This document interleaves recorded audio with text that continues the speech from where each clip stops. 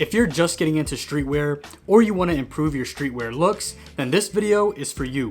Today, I have 6 streetwear mistakes you need to avoid. Now before we get into it, if you guys like fashion, sneakers, or men's grooming, make sure you hit that subscribe button down below. Now let's go ahead and get into it. First streetwear mistake you want to avoid is bootleg graphic tees. Now if you go to your Instagram Explore page, you're going to see a bunch of streetwear brands selling these bootleg graphic tees. Now the reason they are bootleg is because they're made to mimic a real vintage tee with the fading and distressing. But there are a few determining factors on what makes a good bootleg graphic tee and a really bad bootleg graphic tee. One major thing that makes a bootleg graphic tee bad is when they print on a t-shirt that's not faded. I know it may seem like a small little detail, but it makes a huge difference. Just take a look at these two examples side by side. One does a really good job at making it look like an actual vintage tee, and the other one doesn't. So that's just something to keep in mind when you're shopping for bootleg graphic tees this spring and summer. Second streetwear mistake you need to avoid, let's touch on footwear a bit. Let's talk about rep sneakers. Now let me just get this out the way. If you're a person who buys unauthorized authentics, there's no problem with it. I get it, times are tough. People don't have an extra $600 to spend on one pair of shoes. So if you go the UA route, I completely understand. The true problem comes when these people are selling these unauthorized sneakers as real. Look, people work hard for their money, and the last thing you should do is scam someone. If you buy unauthorized sneakers and want to get rid of them, make sure you let the buyer know, and don't charge them anything more than what you bought them for. If you didn't know, there is a market for unauthorized sneakers.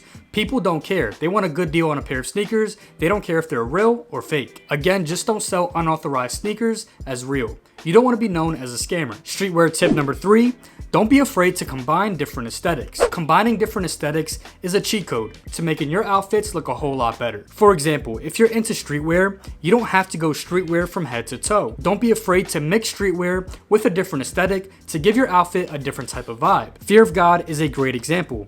They do a really good job of combining streetwear and menswear. They'll mix a streetwear piece like some distressed denim with a menswear overcoat. Now this is something you don't always have to do, but it's great to just switch it up and give your outfit a unique look. Next up, let's go ahead and get into the 4th tip.